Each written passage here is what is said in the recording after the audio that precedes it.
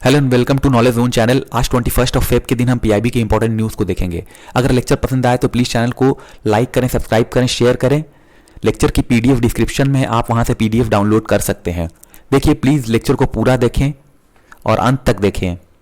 चलिए discussion start करते हैं। पहली न्यूज़ है पीएम के आसाम और वेस्ट बंगाल विजिट के बारे में। कॉन्टेक्स्ट जान लेते हैं। देखिए, प्रधानमंत्री जी आसाम और वेस्ट बंगाल विजिट करेंगे 22 फरवरी के दिन। तो यहाँ पर वो नेशन को कुछ इंपॉर्टेंट प्रोजेक्ट जो है वो डेडिकेट करेंगे ऑयल एंड गैस सेक्टर के फील्ड में। तो ये जो इवेंट है वो ऑर्गेनाइज किया जाएगा सीलापत्थर इन धीमाजी, आसाम। इसके अलावा यहाँ पर प्रधानमंत्री जो है वो इनॉग्रेट करेंगे और फाउंडेशन स्टोन रखेंगे इंजीनियरिंग कॉलेज की। साथ ही साथ वो यहाँ पर सेवरल रेलवे प्रोजेक्ट को भी इनॉग्रेट करेंगे वेस्ट बंगाल के अंदर। देखिए, आसाम के अंदर क्या क्या चीज़ें इनॉग्रेट की जाएगी पीएम के द्वारा, उसके बारे में जान लेते हैं। देखिए, यहाँ पर प्रधानमंत्री जो है वो डेडिकेट करेंगे नेशन को IND max unit at Indian Oil's Bongaigaon refinery, जो कि Oil India Limited secondary tank farm है एट मधुबन, डिब्रूगढ़ में। इसके अलावा गैस कंप्रेसर स्टेशन जो है उसको हेबेडा विलेज में, जो कि माकुम तिनसुकिया में अवेलेबल है, तो वहां पर इसको इनॉग्रेट करेंगे। फर्दर धीमाजी इंजीनियरिंग कॉलेज और सुआलकुची इंजीनियरिंग कॉलेज का भी यहां पर फाउंडेशन स्टोन इनके द्वारा रखा जाएगा आसाम के अंदर। तो ये प्रोजेक्ट जो है इसके थ्रू एनर्जी सिक्योरिटी तो आएगी ही आएगी, साथ ही साथ प्रोस्पेरिटी भी आएगी। इसके अलावा जो भी लोकल यूथ हैं उनके लिए एक तरह से अपॉर्चुनिटी क्रिएट हो जाएगी, क्योंकि देखिए जो इंजीनियरिंग कॉलेज होंगे इसमें ही पढ़कर तो जो यूथ हैं वो डेवलपमेंट की तरफ बढ़ेंगे। तो ये सारी जो प्रोजेक्ट है, तो इसका जो विजन है वो प्रधानमंत्री का जो पूर्वोदय जो विजन है, ताकि जो इंडिया की जो ईस्टर्न सोशियो इकोनॉमिक ग्रोथ है वो हो सके, तो उससे इनलाइन है, यानी कि पूर्वोदय से इनलाइन है।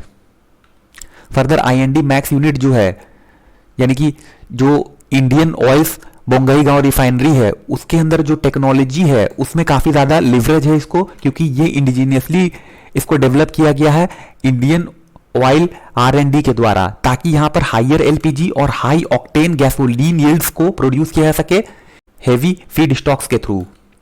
इसके अलावा जो Oil India Limited secondary tank farm है, इसको बिल्ड किया गया है सेफ स्टोरेज के लिए, जहां पर 40,000 kilo litre of crude oil को एक तरह से स्टोर किया जा सकता है सेफली। फर्दर यहां पर जो गैस कंप्रेसर स्टेशन है माकुम तिनसुकिया के अंदर, इसके थ्रू भी जो क्रूड ऑयल प्रोडक्शन की कैपेसिटी है वो भी काफी ज्यादा इंक्रीज हो जाएगी। धीमाजी इंजीनियरिंग कॉलेज जो है उसको देखिए यहाँ पे बिल्ड किया गया है 276 बिग हैज ऑफ लैंड के अंदर, जहां पर जो टोटल कॉस्ट है 45 करोड़ की है, और ये 7th गवर्नमेंट इंजीनियरिंग कॉलेज होगी स्टेट की। तो इस कॉलेज के अंदर यहां पर बीटेक कोर्स कराया जाएगा सिविल, मैकेनिकल और कंप्यूटर साइंस के स्ट्रीम में। फर्दर जो सुआलकुची इंजीनियरिंग कॉलेज है उसका भी फाउंडेशन स्टोन रखा जाएगा पीएम के द्वारा, जो कि 116 बिग हैज ऑफ लैंड के अंदर है, और इसकी कॉस्ट ऑलमोस्ट 55 करोड़ रुपीज है। अब जान लेते हैं पीएम के जो वेस्ट बंगाल विजिट है उसके अंदर कौन कौन से प्रोजेक्ट को इनॉग्रेट किया जाएगा इनके द्वारा। तो यहां पर पीएम के द्वारा जो मेट्रो रेलवे है नौपारा से दक्षिणेश्वर का, उसको यहां पर एक्सटेंड किया जाएगा, उसकी एक्सटेंशन की जाएगी, और इसकी जो फर्स्ट सर्विस है इस स्ट्रेच की उसको फ्लैग ऑफ किया जाएगा पीएम के द्वारा। देखिए, ये जो रेलवे मेट्रो रेलवे एक्सटेंशन है वो 4.1 किलोमीटर का एक्सटेंशन किया जाएगा, जिसको कि फुल्ली सेंट्रल गवर्नमेंट के द्वारा फंड किया जाएगा, और इसके थ्रू जो रोड ट्रैफिक है वो डीकंजेस्ट होगा और अर्बन मोबिलिटी जो होगी वो भी काफी ज्यादा इंप्रूव होगी। इसके अलावा जो एक्सटेंशन है इसके थ्रू जो वर्ल्ड फेमस काली टेम्पल है काली घाट में और दक्षिणेश्वर में, उसके लिए जो एक्सेस है वो काफी इजी हो जाएगा टूरिस्ट के लिए। इसके अलावा जो 2 नए स्टेशन बिल्ड किए जा रहे हैं बरानगर और दक्षिणेश्वर में, उसके थ्रू भी यहां पर मॉडर्न पैसेंजर एमिनिटीज जो है वो काफी ज्यादा हेल्पफुल होगी। फर्दर यहां पर पीएम जो है वो इनॉग्रेट करेंगे 3rd लाइन बिटवीन कलईकुंडा और झारग्राम, जिसकी स्ट्रेच है 30 kilometre of 132 kilometre long Kharagpur Adityapur 3rd line project of south eastern railway. और 4th स्टेशन जो है वो कलईकुंडा और झारग्राम के बीच में यहां पर रीडेवलप की जाएगी by construction 4 new station building. तो इसके थ्रू यहां पर सीमलेस मूवमेंट हो सकेगा पैसेंजर का और फ्रेट ट्रेन्स का हावड़ा मुंबई ट्रंक रूट के अंदर। देखिए प्राइम मिनिस्टर यहां पर नेशन को आजमगढ़ से खारगरा घाट रोड सेक्शन जो है उसके अंदर भी यहां पर डबलिंग का काम जो हो रहा है उसको भी यहां पर नेशन को डेडिकेट करेंगे, जो कि पार्ट है हावड़ा अब Bandel Azamgarh section of eastern railway से। इसके अलावा यहां पर जो नेशन की 4th लाइन है उसको डेडिकेट किया जाएगा पीएम के द्वारा, जो कि डंकुनी और बरुइया पारा के बीच में है। तो ये इसके बारे में सारी डिटेल्स थी। अगली न्यूज है 6th governing council meeting of NITI Aayog के बारे में। कॉन्टेक्स्ट देख लेते हैं। देखिए ये जो 6th मीटिंग है governing council of NITI Aayog की उसको हेल्ड किया गया under the chairmanship of honourable prime minister. तो ये जो मीटिंग है वो वीडियो कॉन्फ्रेंसिंग के थ्रू की गई है, जिसको कि अटेंड किया गया है 26 चीफ मिनिस्टर, 3 लेफ्टिनेंट गवर्नर और 2 एडमिनिस्ट्रेटर्स के द्वारा। इनके अलावा यहाँ पर जो यूनियन मिनिस्टर थे जो कि एक्स ऑफिशियो मेंबर होते हैं वो भी इस मीटिंग में शामिल थे। इसके अलावा कुछ स्पेशल इनवाइटीज भी थे जिनको यहाँ पर इनवाइट किया गया था। तो ये जो मीटिंग है इसको रक्षा मंत्री राजनाथ सिंह जी के द्वारा मॉडरेट किया गया है। देखिए यहाँ पर पीएम ने इस मीटिंग के अंदर कहा कि जो कोऑपरेटिव फेडरलिज्म है वो फाउंडेशन है इंडिया की प्रोग्रेस की। तो यहां पर कोऑपरेटिव और कॉम्पिटिटिव फेडरलिज्म को और इफेक्टिव बनाने की जरूरत है डिस्ट्रिक्ट लेवल पे।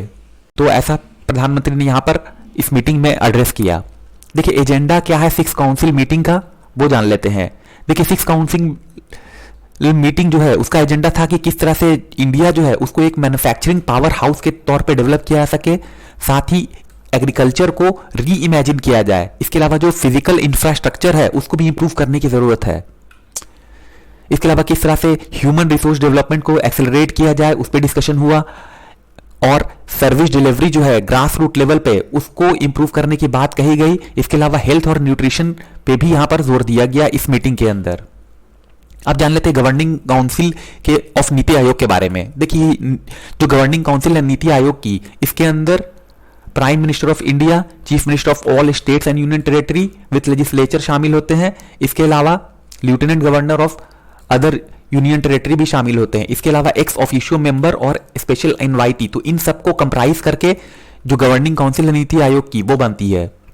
देखिए जो गवर्निंग काउंसिल है नीति आयोग की वो एक प्रीमियर बॉडी है जिसका टास्क है किस तरह से जो शेयर विजन है नेशनल डेवलपमेंट प्रायोरिटी का वो इवॉल्व किया जाए, साथ ही साथ सेक्टर और स्ट्रैटेजी जो है उसको भी यहां पर एक तरह से डिस्कस किया जाता है, जहां पर एक्टिव इन्वॉल्वमेंट होती है स्टेट की, ताकि जो डेवलपमेंट नैरेटिव है उसको शेप किया जा सके।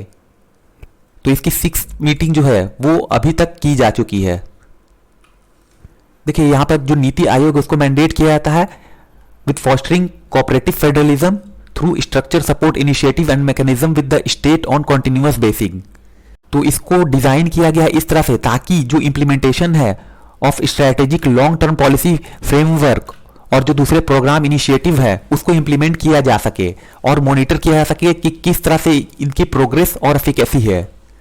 साथ ही साथ गवर्निंग काउंसिल जो है उसकी जो ऑब्जेक्टिव है वो है कि किस तरह से कोऑपरेटिव फेडरलिज्म को लेकर के आया जाए और एक प्लेटफॉर्म को ये रिप्रेजेंट करता है ताकि जो इंटरसेक्टोरल या इंटर डिपार्टमेंटल और फेडरल इश्यूज हैं उनको डिस्कस किया जा सके, ताकि जो नेशनल डेवलपमेंट एजेंडा है उसको इंप्लीमेंट करके यहां पर एक्सिलरेट किया जा सके जो भी ऑब्जेक्टिव है उसको। अगली न्यूज है ट्रॉपेक्स 21 के बारे में। देखिए एडमिरल करमबीर सिंह जी जो कि चीफ हैं नेवल स्टाफ के, उन्होंने यहां पर डिसाइड किया डी ब्रीफ ऑफ ट्रॉपेक्स 21 को कोची में।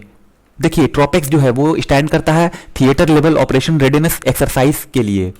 तो ये एक्सरसाइज जो है उसको कमेंस किया गया था जनवरी 2021 में, जिसके अंदर जो 3 कमांड्स हैं इंडियन नेवी के वो शामिल थी। इसके अलावा जो ट्राई सर्विस कमांड है पोर्ट ब्लेयर पे और जो एलिमेंट है इंडियन आर्मी, इंडियन एयरफोर्स और कोस्ट गार्ड की वो भी इसमें शामिल थी। तो ये जो एक्सरसाइज है वो एक बाइनायल एक्सरसाइज है, यानी कि साल में इसको 2 बार परफॉर्म किया जाता है और ये लार्जेस्ट एक्सरसाइज है जिसको कि इंडियन नेवी के द्वारा कंडक्ट किया जाता है। देखिए इसका एम है किस तरह से जो वार फाइटिंग कॉन्सेप्ट है उसको across the entire spectrum of warfare validate किया जा सके। तो ये जो एक्सरसाइज है वो स्प्रेड करती है over vast geographical expense of Indian ocean और जो भी इसके एडजंक्ट वाटर्स हैं इसके अंदर। तो ये जो एक्सरसाइज सिनारियो है वो सेंटर होता है around the extend geopolitical situation in Indian Ocean region. कुछ इंपॉर्टेंट इंफॉर्मेशन उसको देख लेते हैं। देखिए एज ए प्रिल्यूड ये जो थिएटर लेवल एक्सरसाइज है वो एक कोस्टल डिफेंस एक्सरसाइज है, यानी कि सी विजिल है, जिसको कंडक्ट किया गया था मिड जनवरी 2021 के बीच में।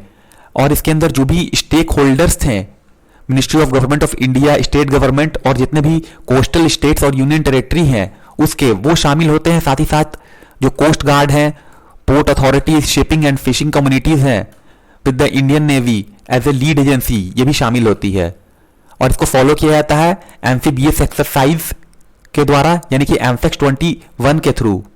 यानी कि ये एक्सरसाइज जो है वो फॉलो करती है इस ट्रॉपिक्स 21 एक्सरसाइज को, जिसमें कि इंडियन नेवल एम्फीबियस शिप, इसके अलावा unit of Indian army, Indian air force, ये सब मिल करके यहाँ पर बे ऑफ बंगाल और अंडमान सी के अंदर एक ज्वाइंट एक्सरसाइज को परफॉर्म करती है, जिसका एम होता है किस तरह से जो इंडिया की कैपेबिलिटी है उसको वैलिडेट किया जा सके, ताकि जो टेरिटोरियल इंटीग्रिटी है इन आइलैंड टेरिटरीज की उसको सेफगार्ड किया जा सके।